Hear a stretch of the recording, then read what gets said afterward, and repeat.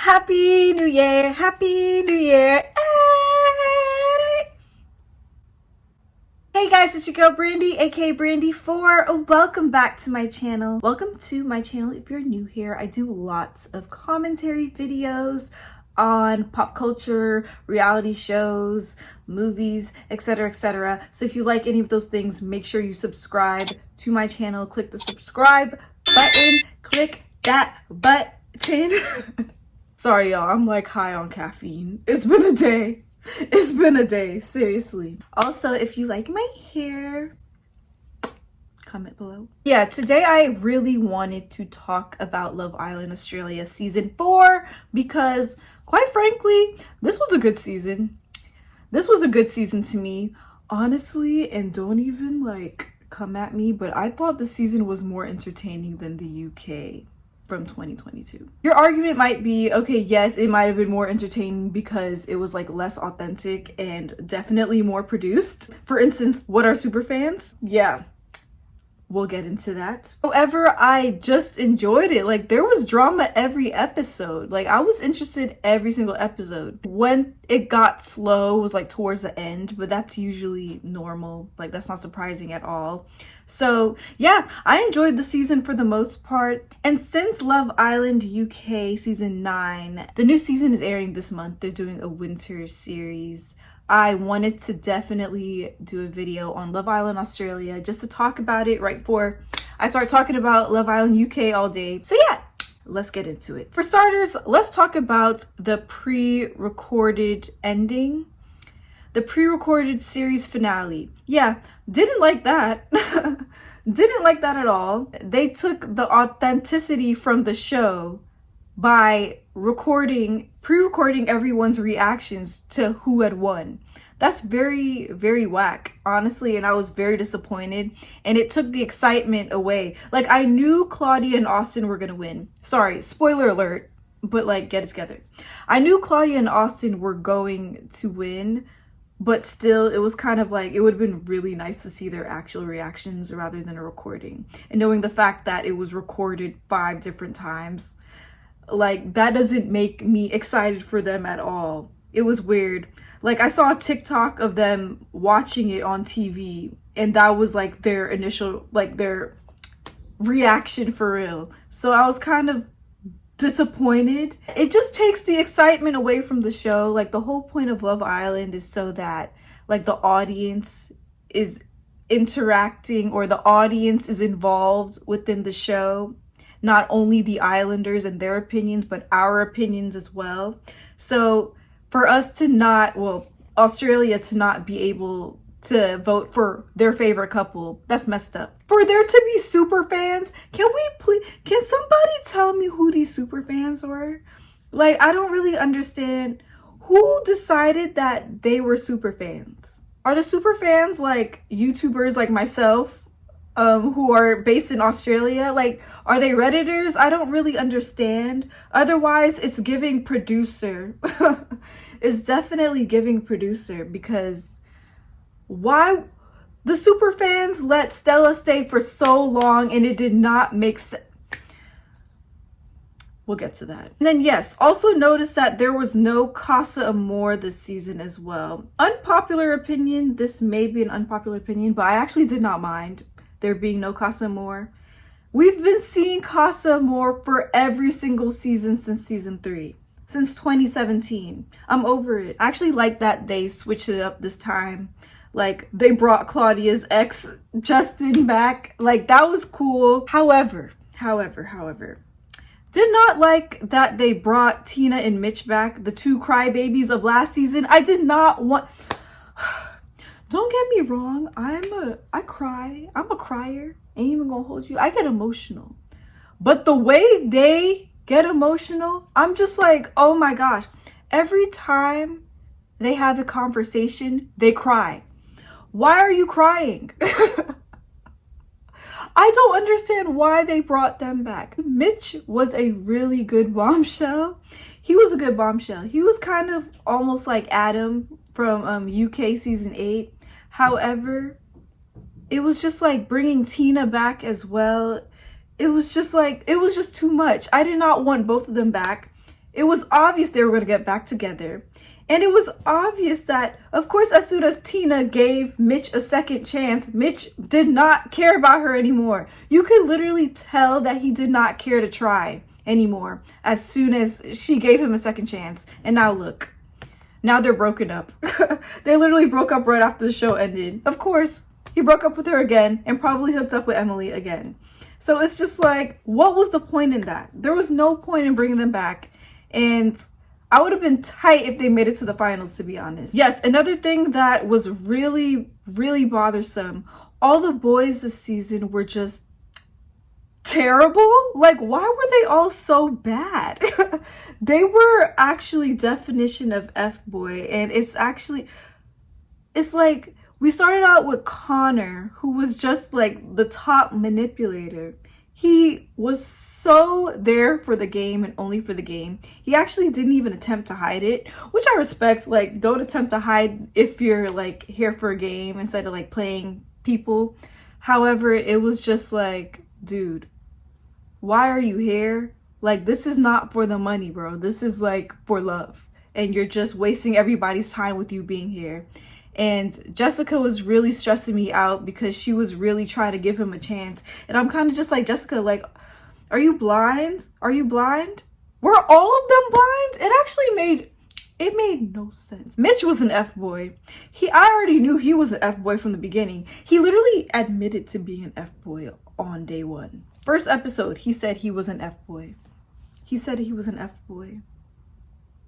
He tried to play like the nice guy because he realized that he was not the best looking guy in that villa. He had thought he was going to be the best looking guy, but then it turned out he wasn't, which is why he tried playing the nice guy. And then he went with Phoebe. That's my opinion though. And then Callum. Where do I even start with Callum? Where do I start with Callum? I'll get into him later. But yeah, the reason I think these guys were F-boys was literally since day one, they were picky as hell. The girls would step forward for them. They wouldn't even pick the girls that step forward for them. They would pick like someone else. And it was kind of just like rude. It was mad rude. Like, at least the guys in the UK and the US, they are like respectful about it. Like, I understand like it's a part of the game and they were just playing the game. They really played the game this time though. I was like, damn, like y'all are mad disrespectful. Like, just pick. All the girls are lovely, all the girls are beautiful. Pick who stepped forward for you. I don't really understand why they had to go about it that way. It made majority of the girls feel like crap the first day, especially Jess. Like, poor Jess. No wonder Jess was a hot mess the entire season, because like all these guys were just like dubbing her. It was really bad. Like, I felt bad for her. Yeah, for the boys, I feel like the only good guys this season were Austin and Tak. But Austin, I like him. He's like the best one. He's the best one. But yes, also Claudia was just the star of the season. She's gorgeous. She had the chat. She had the drama. And yeah, she was just lit. She was funny. She brought all the drama, and she was in the best and strongest couple. Like, she was actually here for love. And I'm so glad she was not afraid to put herself out there. She wasn't afraid to try it with different guys. She really took herself out her comfort zone by starting with Jordan, who isn't like initially her type, but then like that obviously did not work. And she didn't like sugarcoat anything when she realized that she was more attracted to Austin. She was told Jordan, well, she didn't like tell him straight up, but eventually did tell him, but told to him early enough so that he can still have his Love Island experience. And I appreciate that. And I just feel like she was a great friend as well. She confronted people when they needed to be confronted. Cough, cough, Phoebe. But yeah, otherwise, I love Claudia. She's my girl. And I love Austin. Like, they were literally the best couple. They were a perfect couple. I actually really hope that they make it. Oh my gosh, when Claudia's ex Justin came back, I was all for it because Justin was cute. He was cute. And you can tell that Claudia definitely had feelings for him still. However, Justin was mad manipulative. He came back on the show talking about some, oh yeah, I saw your mother. I was talking to your mother. Like, dude, she's here with a whole other guy. You talking about, I've been talking to your mom this entire time? Like, how disrespectful is that? Especially for her mom. Like, why is your mom talking to your ex-boyfriend? That makes no sense to me. I would be pissed if that were me. That's weird. I don't care if you were close to my mom. Stop talking to my mom. Like, it does not matter. Also, something else I wanted to address. Jess was extremely confused in the beginning. Like, extremely confused. I understand why she was confused. She was obviously very insecure because Connor was just not a good person, like, at all, and he was a game player. It was like every time a new guy would walk into the villa, she would just like, oh my gosh, he's my type. Oh my gosh, he's the one. Makes out with him. But it's not even like a little peck on the lips type. She would like fully make out with them and then move on to the next guy. It was weird. It was just like she didn't know what she wanted for a minute. But it also makes sense. Like, I hate when people are like so hard on her about it. Because like in the beginning, clearly she had to play her cards right after the beginning because everybody basically dubbed her on day one. Actually, week one, everybody dubbed her. Nobody wanted to be with her. Honestly, I don't even think it has anything to do with attraction. I think all the guys were attracted to her, but they saw her as just like an airheaded, like hot girl, which she kind of is. She kind of is. And she gives off like she's 20, 21 vibes. And it's very frustrating because she's like 26, I think. And she acted like she's never dated in her life. Like, she was falling for everything these F-boys were telling her. And I was kind of like, girl, haven't you been through this already? It didn't really make sense. And it was very annoying. Like, there was a point where I stopped rooting for her. Because it was just like, it was real bad. Like, for instance, when Al went on the date with Maddie. I think that's her name. Yeah, when Al went on the date with Maddie for that first time. And he was like, I'm open. Jess was upset about that when she saw that on the screen. But then when she went to confront him, they started making out like a second later. I was like, okay, like this girl, I cannot root for you anymore because you're just a hot ass mess. Ooh, but also I actually really liked that about this season as well. When they showed the guys going on their dates with Maddie and they showed the girls and then the girls could hear everything that they were saying. That was nice. You see, like things like that, like I need the UK to switch it up. Like, I understand, yeah, costs more, blah, blah, blah, same challenges, blah, blah, blah. But it's like, also add something new like that. Even though, yes, we know Ofcom in the UK are going to complain to the extreme, talking about mental health. But it's kind of like, dude, like, it's very interesting when you do it that way. But yeah, despite, like, Jess being a hot mess, I do think her and Al are a match made in heaven. They're both kind of just, like, airheaded. But, you know, they're Filipina, so that's all that matters, right? Child, let's talk about the truth or dare. Let's talk about the truth or dare game that got everybody going crazy. So basically, Callum and Mitch decides to play truth or dare with the new girls, Phoebe and Vacu. And yeah, obviously it was Callum's idea because Callum's an F-boy. The thing about Callum is like, it's very hard for me to dislike him because it's not like he's hiding that he's an F-boy. He actively tells you that he's an F-boy. From the beginning, he told Layla that he was an F-boy. He told everybody what he truly is, like who he truly is. And everybody still fell for him for whatever reason because he's good looking, which is ridiculous because everyone on the show is good looking. That doesn't mean anything. Like, why are you still falling for an F-boy when he literally tells you he will play you? He says it. It's not like he doesn't say it. But yeah, despite the fact that he was on the show for his own enjoyment and nothing else, he was my favorite, to be honest, because he was funny. Like, things he would say would be funny. Yes, he was very problematic and annoying at times, especially when he was confronting Claudia about the Justin thing. That made no sense to me at all. That absolutely made no sense to me. That pissed me off because it was like, dude, mind your business.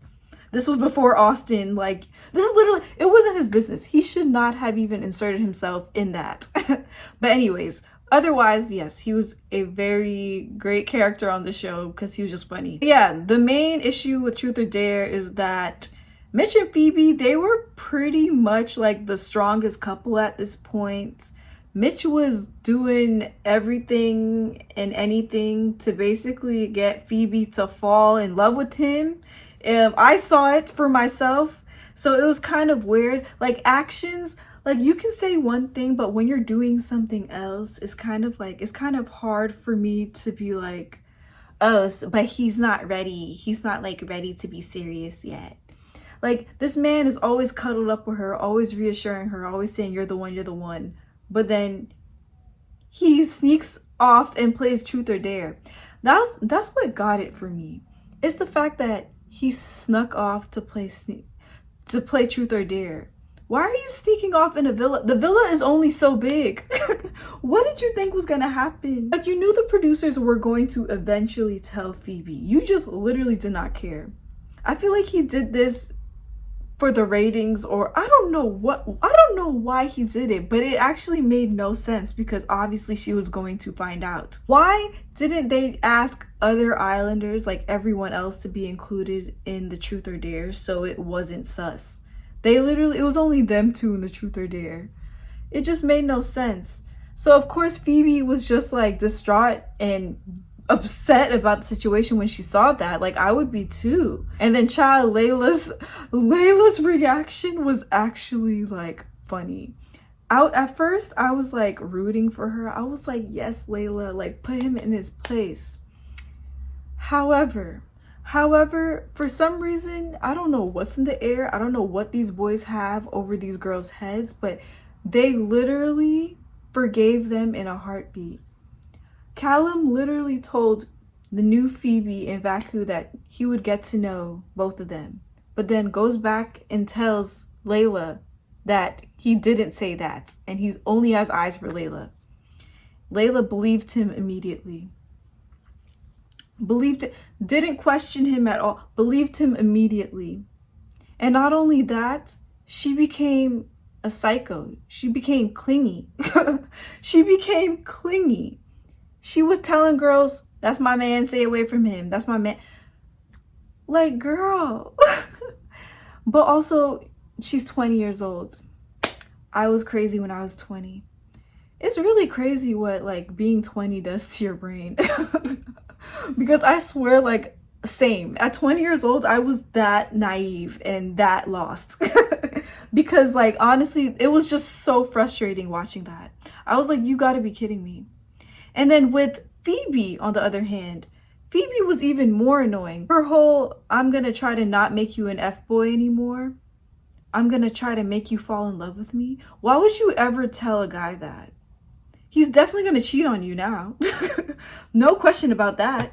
You just gave him the go-ahead to cheat on you.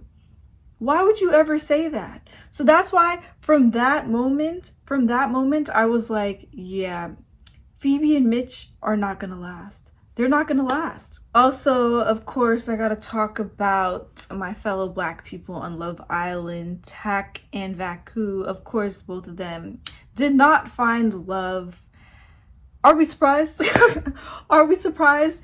For Tak, they didn't bring any Black girl besides Vacu. Only one Black guy, Tak. It was just like, of course that was not gonna work. Of course that was not gonna work.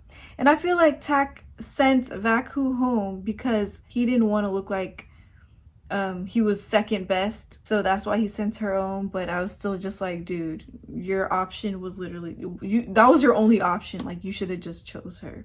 But I honestly feel like she wasn't attracted to him as well, because otherwise she would have chose him. I don't know why Black people keep going on Love Island. It's like, honest, it's not for us. It's really not for us, especially for like the UK and Australia. US, there are actually more Black people in the US, but like UK, Australia, absolutely not.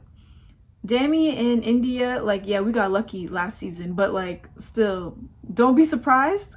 One last thing, or two other things I want to talk about. So Stella was there for way too long. She had to go since week 1, bruv. She was hopping from guy to guy. It was clearly obvious that none of the guys were attracted to her. And the guys that were attracted to her, Tak was the only one actually attracted to her. And the twin guy, I feel like the twin guy is weird, to be quite honest. But also so is Stella, so I guess they are a match made in heaven. However, I still don't feel like Stella really likes the twin guy, and Stella definitely didn't like Tak. I don't know why she strung him along and played with his life like that, because it was clearly obvious she did not like him. Also, I don't know, she was just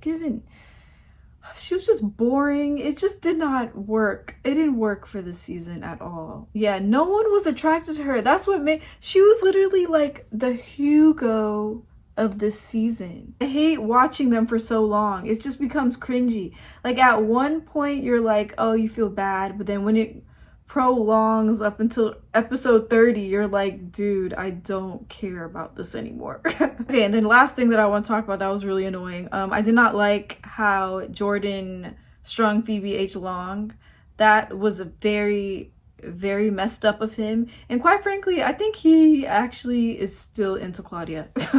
I feel like he hasn't gotten over that, which is why he could not find a connection in the villa, because he's still like in like with Claudia, which makes sense. Claudia's a beautiful girl. Yeah, that's all I have to talk about Love Island Australia. Well, is that an Australian accent?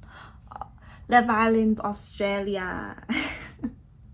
I'm a weapon. That's what Jess would always say. But yeah, anyways, let me know your thoughts in the comments below. Like my video, subscribe to your girl Brandi Forr, because I will in fact be posting about Love Island UK season 9, which is coming out in, what is that, in 2 weeks or so? Yeah, very exciting. So let me know your thoughts in the comments below. Like, who is your favorite islander this season of Love Island Australia?